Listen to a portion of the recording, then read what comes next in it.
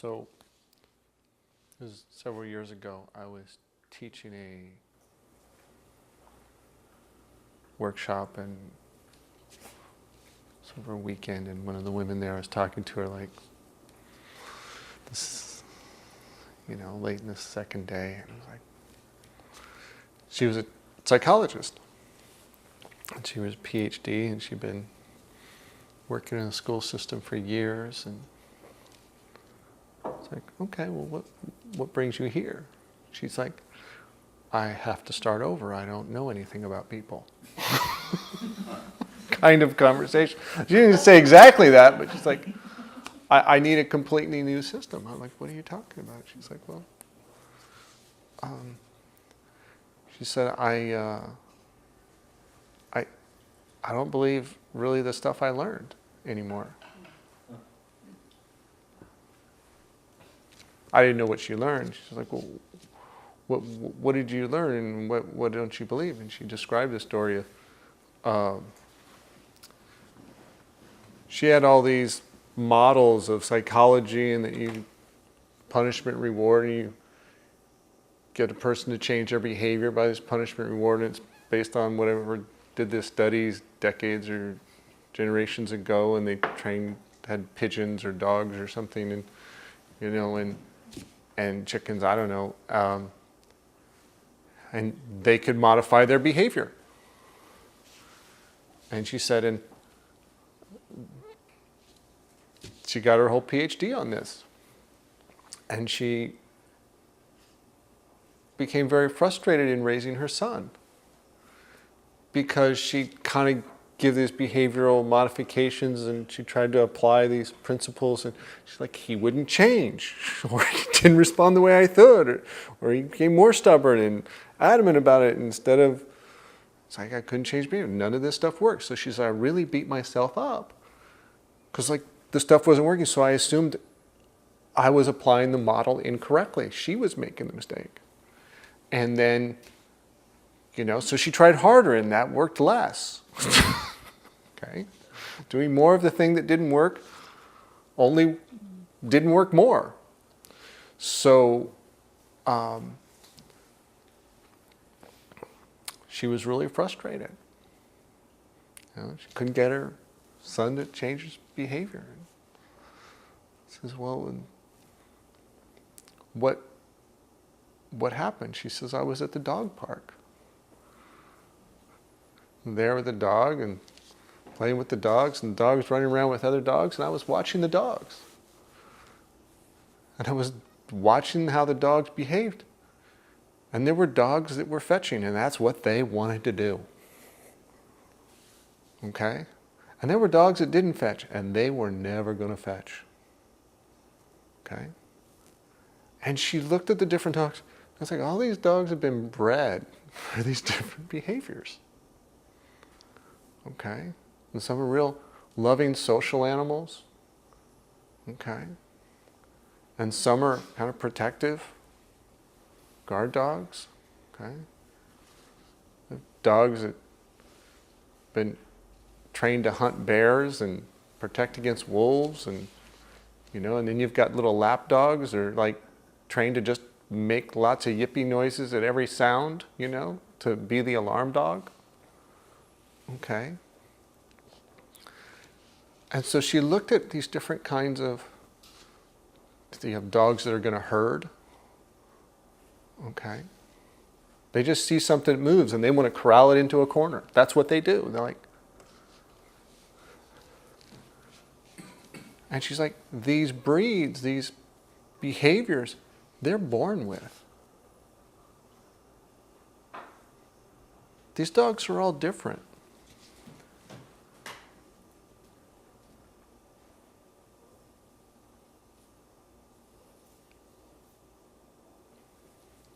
And they have their own nature.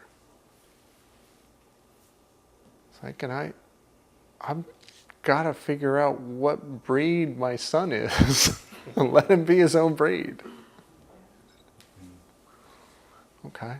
And let him nurture his strengths instead of trying to make him be the kind of being that I think he should be.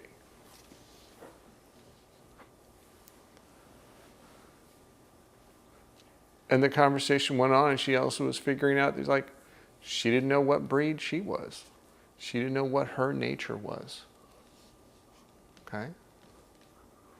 She kind of, who knows what she was in the beginning, but she kind of became this domesticated behavior, conglomeration of behaviors and attitudes and actions.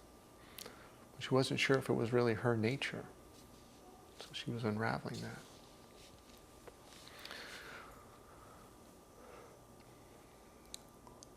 What I've come to look at more lately is the importance of that understanding is we're all different. We're all different. You know, I sometimes have that conversation with a client. She's like, well, is that okay? You know, it's like, because we have this socialization, like to try and fit in and get along and be like everybody else. Okay? Down to like, what phone do you have? Your haircut, the clothes you're wearing, okay? Anything that's different about us is something that's made fun of, so you don't want to be different in any way. Okay? If you're too tall, you're too short, okay? You're made fun of. Anything that's different about you, kids are ruthless about that. So we want to be like everybody else. We're not like anybody else. I know. I have proof. Apparently, from what I understand, I've got some thing that differentiates me. And you all have a thing as close as your fingertip that in a way differentiates you. Granted, our DNA models are like 99.7, 99 point some percent alike as human beings. But even in the way that we're alike as human beings, and similar in so many ways, there's differences between human beings. No two are alike. Identical twins aren't alike. They might be very similar, particularly in appearance. There'll be different things about their personality. Okay?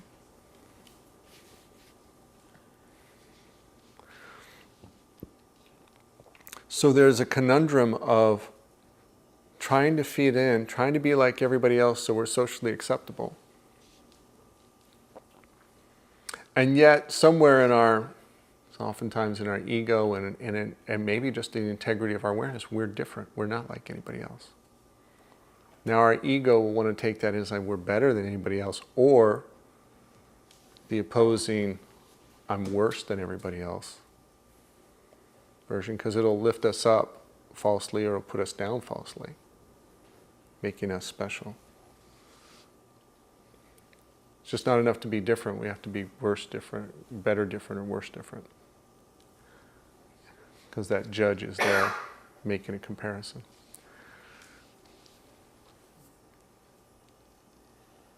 There's that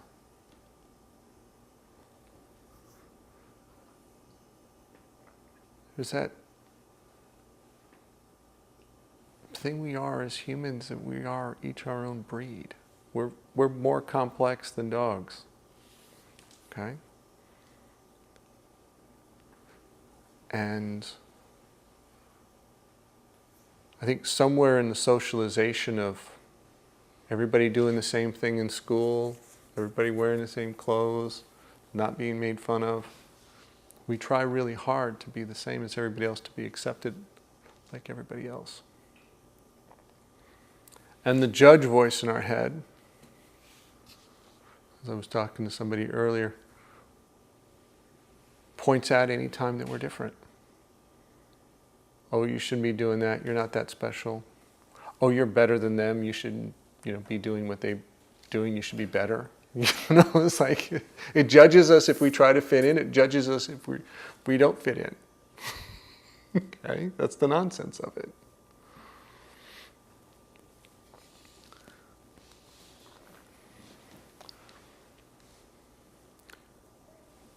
There's a some kind of image we get in society of what we're supposed to be. You know, it's like, well, why can't you be more like your brother? Why can't you be more like your sister? We ever heard that? Okay. Okay, why don't you be like such and such kid or whatever? So there's an imagery we get of we should be somebody else. For one, that's a basis for comparison. There's not much feedback, I guess, or really noticeable that stands out as much. That is, you're uniquely you. You're your own breed. DNA, fingerprints, likes, dislikes, desires, interests, okay, emotions, attitudes about things, that's uniquely in your integrity, individual to you. Okay? And it's not going to fit into somebody else's or anybody else's standard of what's perfect or right or good or supposed to. They are never going to know what is uniquely you. So they could never really tell you what you should do or should be or supposed to. They could never tell you because they don't have that information of what is uniquely you.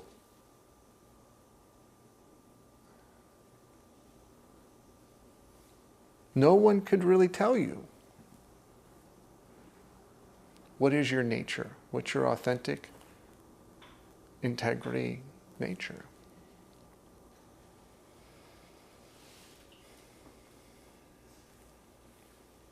And yet they do. They do. They're all too willing. They're all too willing to lie to you. They believe they're telling you the truth. They believe they're telling you something helpful.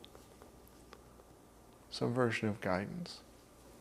And we, not knowing really who we are or what our own nature is and looking for approval and acceptance, we buy into whatever is their story about what we're supposed to be or what our nature is. We buy in all too easily, and you can put this under ridiculous lies that I believe.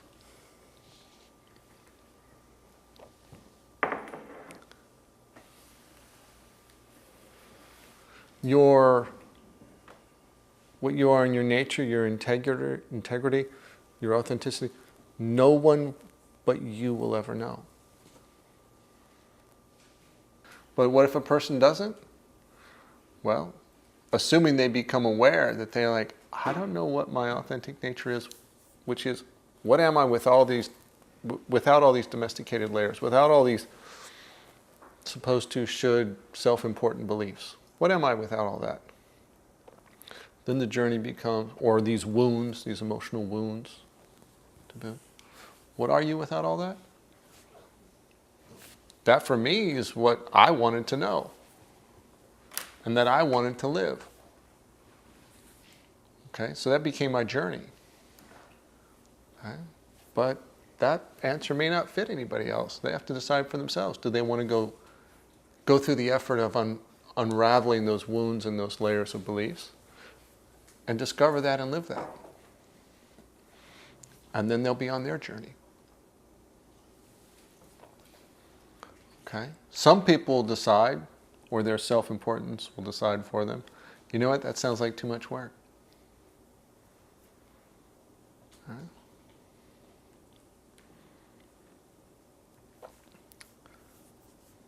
And some people decide, you know what, I'm curious.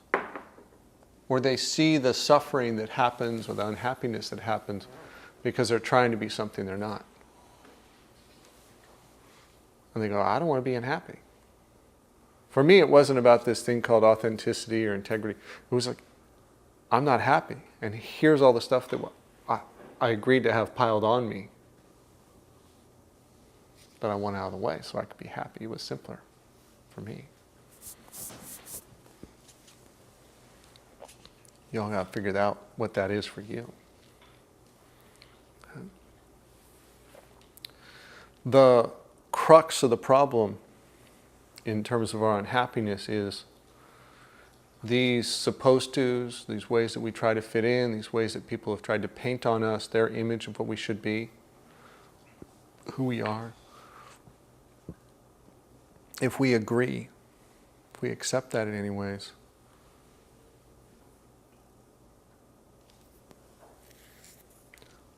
our judge character uses that information as that's what we're supposed to be. And if we don't fit that image, we're failing, we're less than, we're not what we're supposed to be. You're meeting a new group and wanting to fit into a new group. It's like, oh, I should fit in here. It might start as like, well, I need to fit in because I need to be socially acceptable because I've learned from my primal base relationship with my parents, like I need to fit in to survive. And you kind of maybe take that attitude to friends and growing up, new relationships. Maybe not with that level of intensity, but you're like, it goes from I need to I want to, because you want to be accepted. It's a better feeling. You want not to be ridiculed and judged in school, so you try and do things to be accepted. And you try to be something you're not. But you try so hard, so often, you really believe you should be, and a lot of times you believe that's actually what you are. You believe, oh, I'm this way, this is what I am. The problem is you go to a new group, okay, and now they have a different standard, they have a different way of fitting in. And so now you have to morph yourself and create an image for them. Like, oh, I'm this way with this group. And then you have another group. So you've got your family, your brothers and sisters, the way you fit in. You've got your school teachers. You got your friends. You got your church. You got your Boy Scouts or Girl Scouts. Okay? You got your grandparents. We got little different things of what we try to be for different people to fit in. And we really believe we are that when we're with those people or that person.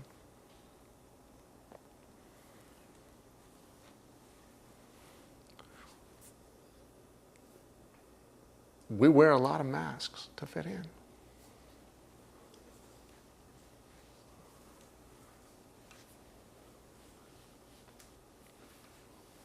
We get rewarded with their acceptance, their approval, their kind of familiarity. But sometimes at the cost of just being ourselves. Okay.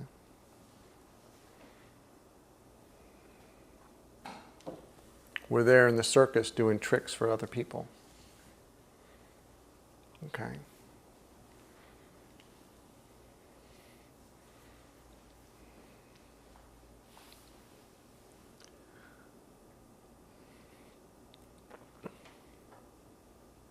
So somewhere underneath all that, trying to be what now, often when we're in adults, is when we're as a kid, it's what they tell us we should be. Okay? But by the time we're adults, nobody's actually telling us what we should be. But boy, our mind is so quick, we jump to the conclusion of like, oh, I'll try to be this, or I'll be this for them. This seems what works. And we might even do it unconsciously, trying to be something for them. We're so good at it, we don't even know we're doing it. It's automatic. You know, driving the car and we got there and we don't remember driving. We're unconsciously driving, trying to be that person trying to be that person we assume they want us to be, without them ever checking in with us ever asking or them ever telling. That's the adult way, to do it unconsciously.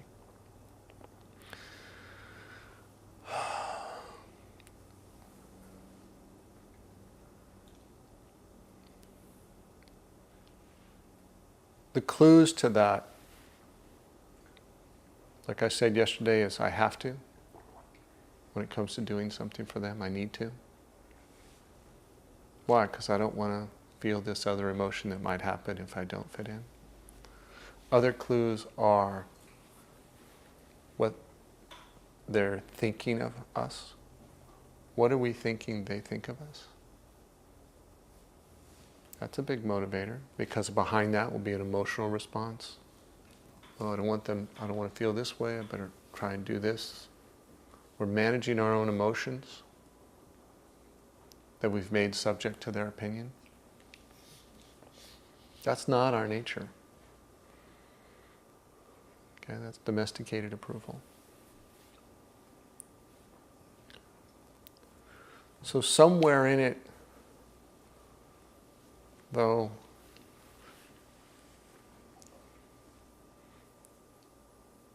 is our nature, is our integrity, is our authenticity.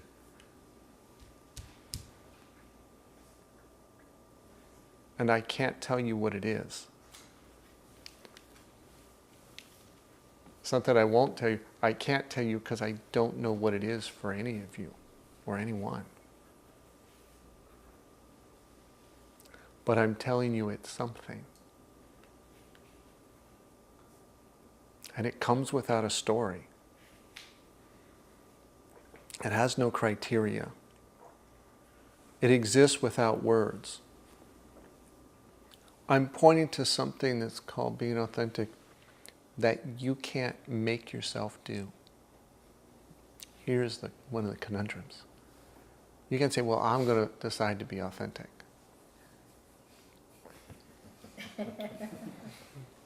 Not going to happen. Okay.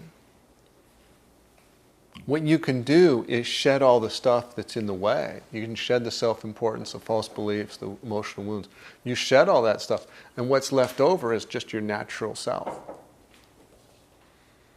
Okay?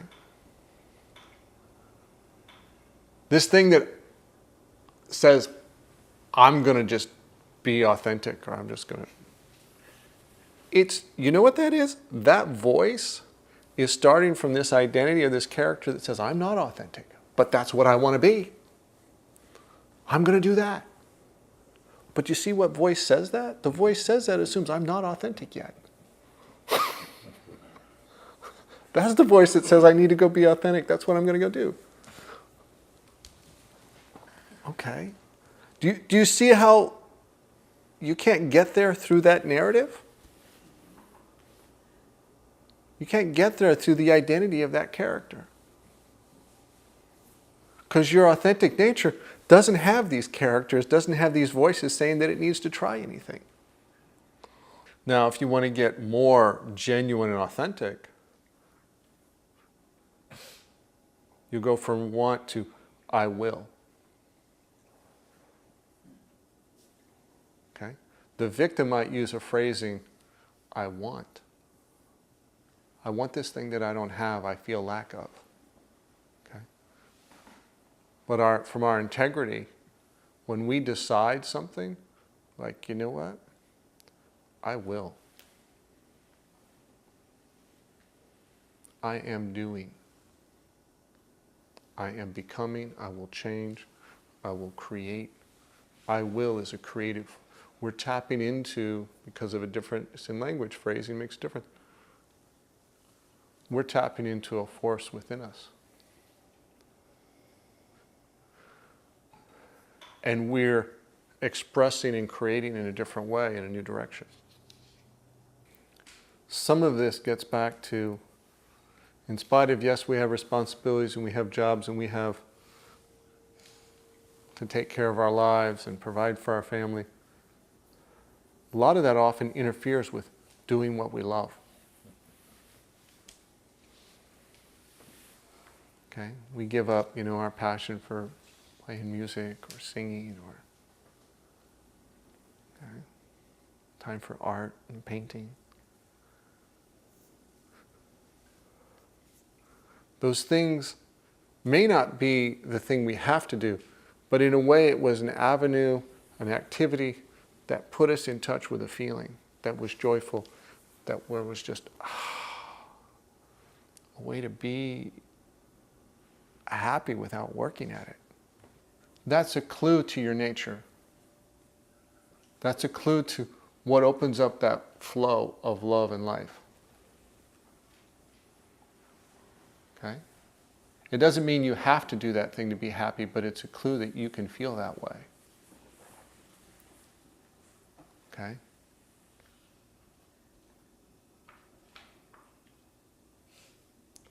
And it's a mechanism for you to practice feeling that way.